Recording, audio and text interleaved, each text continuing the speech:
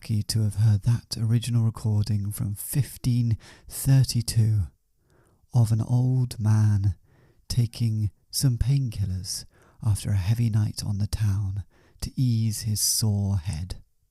Quite remarkable. Hello, and welcome back to the final couplet with me, Theo Cowan. Today, hey, it's a bit of a milestone. We're looking at Sonnet 80. And I just want to say, before we dive in, I released this on various different platforms. Inc. YouTube, Inc. Spotify, what else? Apple Podcasts, I think.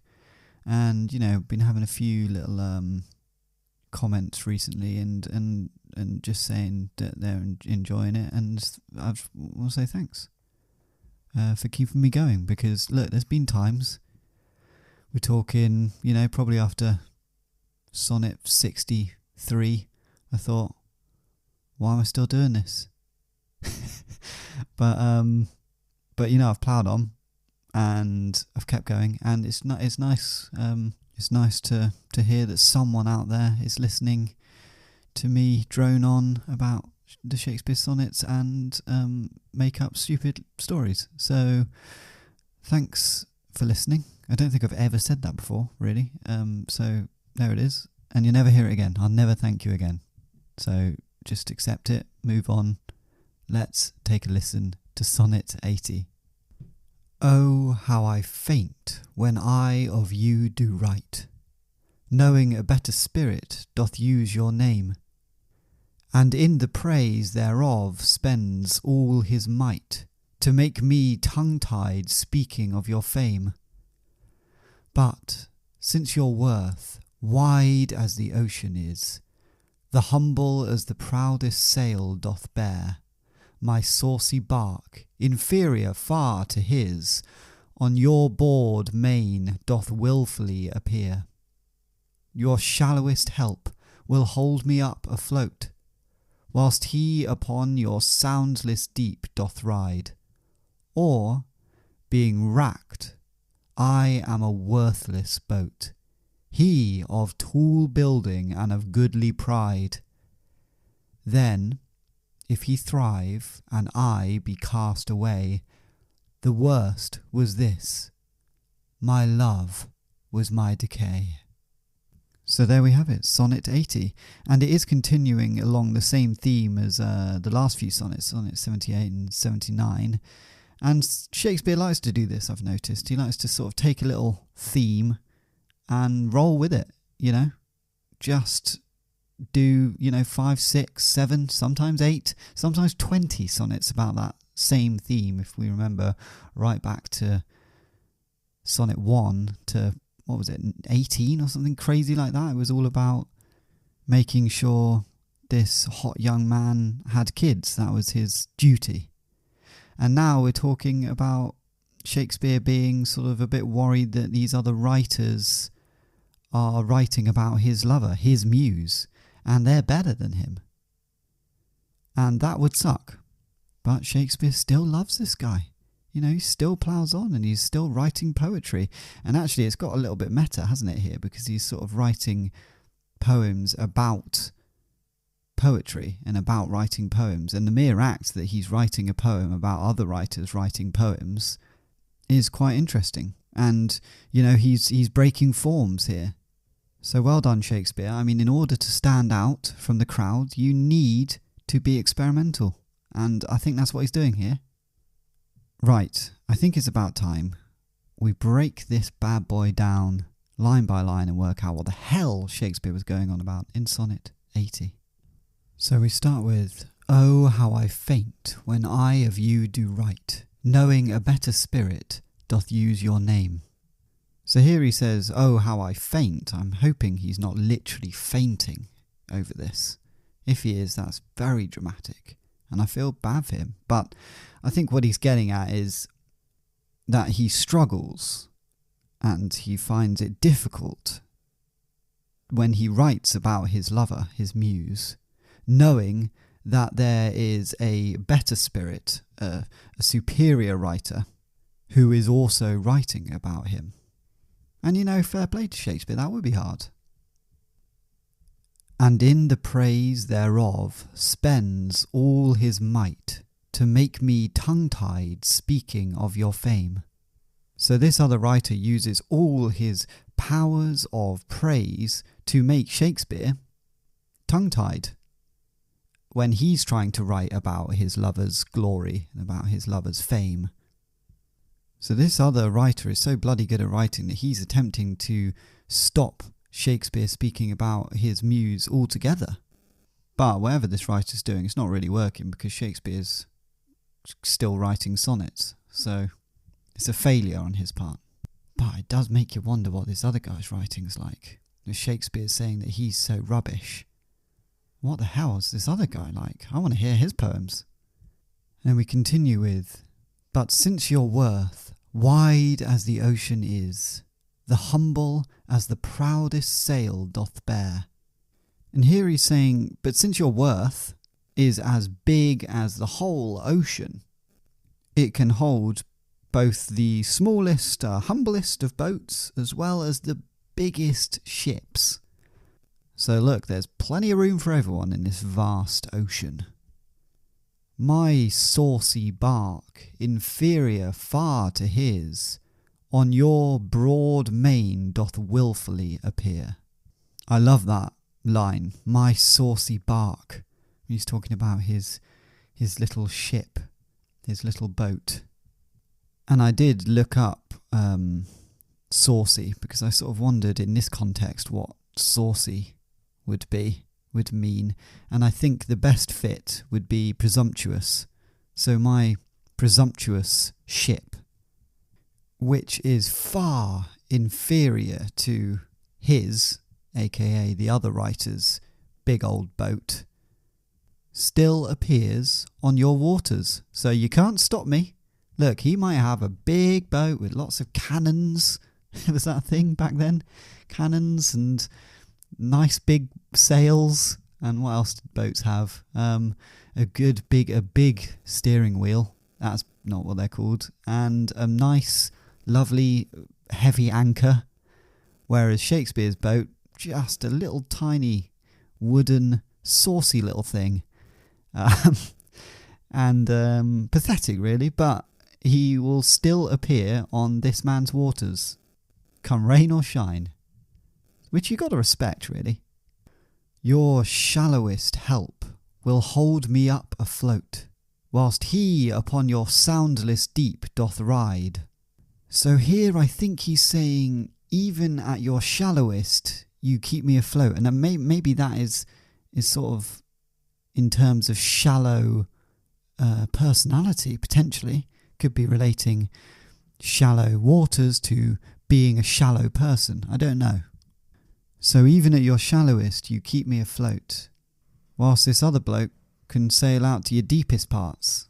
So I'm sort of stuck in the shallows, really, because I'm only a little boat, and it would be very dangerous to go out into the deepest depths of this man's water.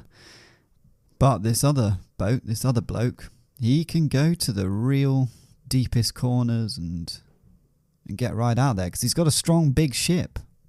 Obviously, I don't think I pointed out that this is obviously an analogy, this ship stuff. It's not literally a man that has loads of water that he can have loads of boats on. It's talking about, exploring this man's personality and this man's life and everything that encompasses. And I like the boats and water analogy because there's a sense of exploration, isn't there, with boats, especially back in Shakespeare's time. Boats were constantly exploring new lands, and I think that's what he's getting at with this analogy. That there's an exploration taking place, and the bigger your boat, the deeper you can explore. Then we continue with, or being wracked, I am a worthless boat. He of tool building and of goodly pride. So again, the same sort of thing. Wracked, I think, just literally meant wrecked, so shipwrecked. So if Shakespeare in his little boat ended up being shipwrecked, I'm just a little pathetic vessel, that's what he's saying there. Whereas this other ship is lovely, tall, and something to be very proud of. So again, a similar thought of, oh, I'm just a little old ship and he's the big, strong ship. And I think there's again this sort of humble core element to Shakespeare here, where he's saying, look, little old me, oh, don't mind me, I'm just here in a little tiny wooden ship. But, he's saying, I'm actually being quite brave here, out in my little ship, trying to delve into the depths of your personality and your life and love for you. Whereas this guy's got a big old ship, it's easier for him. Now we're on to the final couplet.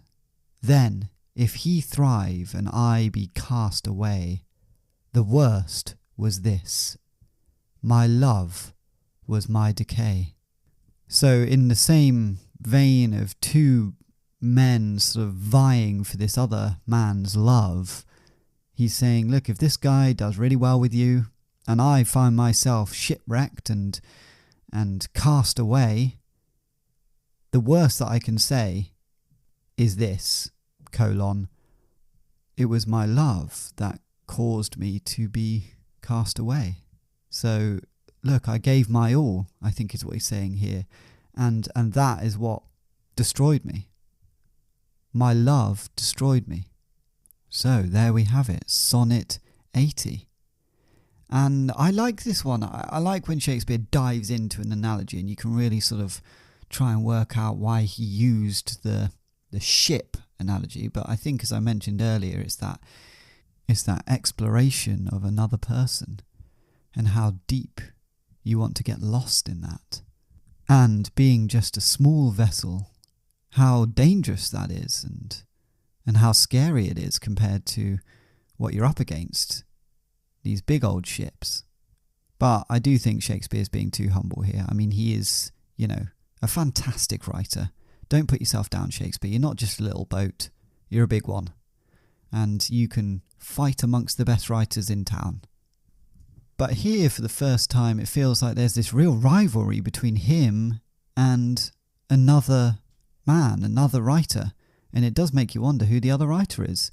And I know I'm being too literal about these sonnets, but I think it's fun to think that this is Shakespeare writing to his muse, his lover, and there's another writer somewhere in London that is also writing to his muse, and there's this sort of love rivalry. I like that. I know this could all be made up, probably is, but let's have a bit of fun, shall we? Right, I think it's about time we put this to our story. Now, if you remember last week, Shakespeare had discovered that Ben Jonson had been sending love letters, to Christopher Marlowe, Shakespeare's lover. And Shakespeare confronted Christopher Marlowe about this. And he said, look, Shakespeare, you're being weird. You're being weird about it. I can love multiple people and I think that's okay. And Shakespeare was obviously not happy about that particularly, and especially with Ben Jonson, his old frenemy. So Christopher Marlowe left Shakespeare in his house and went to Ben Jonson's house. Meanwhile, Shakespeare was like, this is ridiculous. I need to write a sonnet to explain that I'm the best writer in town and you need to pick me over Ben Jonson. So he wrote that Sonnet 79 and sent a little messenger boy in the street over to Ben Jonson's house to deliver it. And that is where we left off. Let's see what happens next. Christopher Marlowe finishes reading Sonnet 79.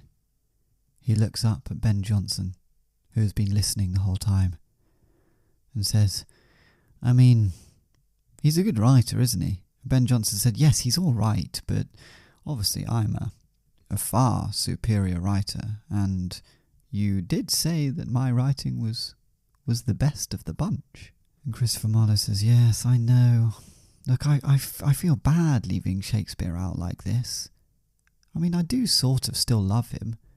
And Ben Jonson says, look, you can either be with me in this lovely townhouse, reading my beautiful writing, or you can be in Shakespeare's little cottage and listening to his sort of tormented writing.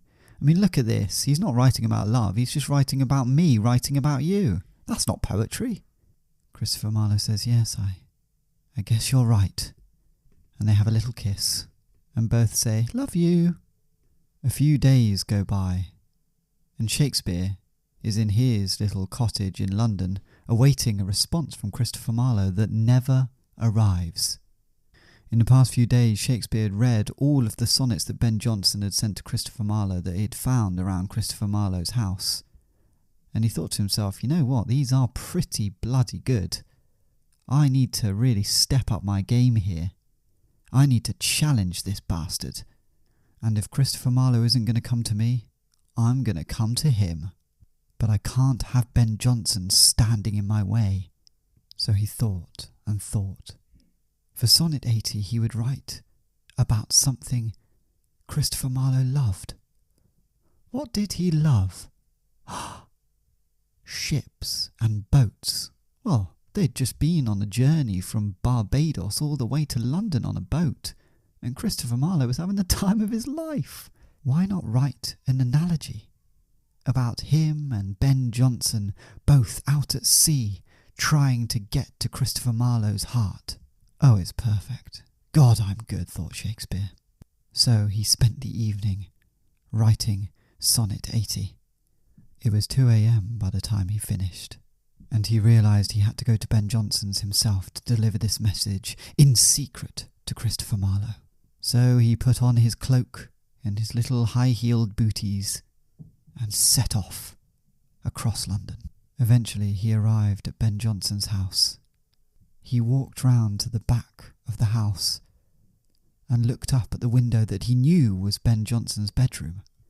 He thought, that is where I will find Christopher Marlowe. So he started scrabbling up the side of the building using creeping plants and bits of guttering to haul his body up the brickwork. Eventually he clambered onto the ledge of Ben Jonson's bedroom and looked inside. Ben Jonson and Christopher Marlowe were fast asleep. Shakespeare thought, God, I'm going to have to be quite careful here. This is indeed breaking and entering. So he carefully opened the window as quietly as he could and crawled along the bedroom to Christopher Marlowe's side of the bed. He started stroking Christopher Marlowe's hair to get him to wake up, which was, in hindsight, slightly strange and a bit creepy.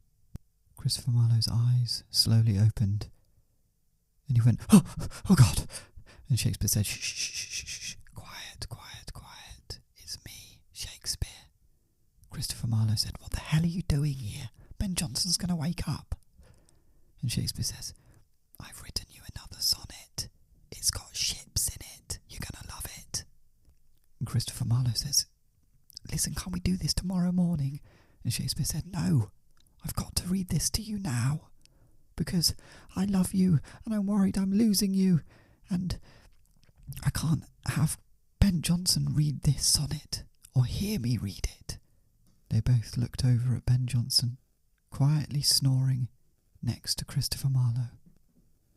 Christopher Marlowe said, okay, hurry up, quickly read it, and this better be good, and the stuff about the ships better be cool, because I love ships. And so Shakespeare pulled out Sonnet 80 from his back pocket and quietly read. Sonnet 80. Ugh.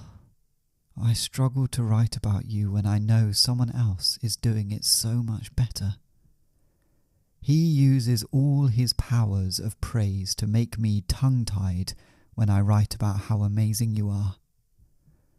But since your worth is as big as the ocean, it can hold the smallest humble boats as well as the biggest ships. And my presumptuous little boat, which is shitter than his big ship, still stubbornly appears on your waters. Even at your shallowest, you keep me afloat, whilst he can sail out to the deepest parts. And if I end up being wrecked, I am simply a worthless boat, while he is built to be tall and spectacular. So, if he thrives and I am cast away, The worst part is that my love caused my decay. So there we have it, Sonnet 80 and the story to go with it. I mean, Shakespeare's taken a big old risk breaking into Ben Jonson's house and reciting a poem as Ben Jonson sleeps next to Christopher Marlowe. That is wild. What is he playing at? Who's writing these stories? Anyway, until next week,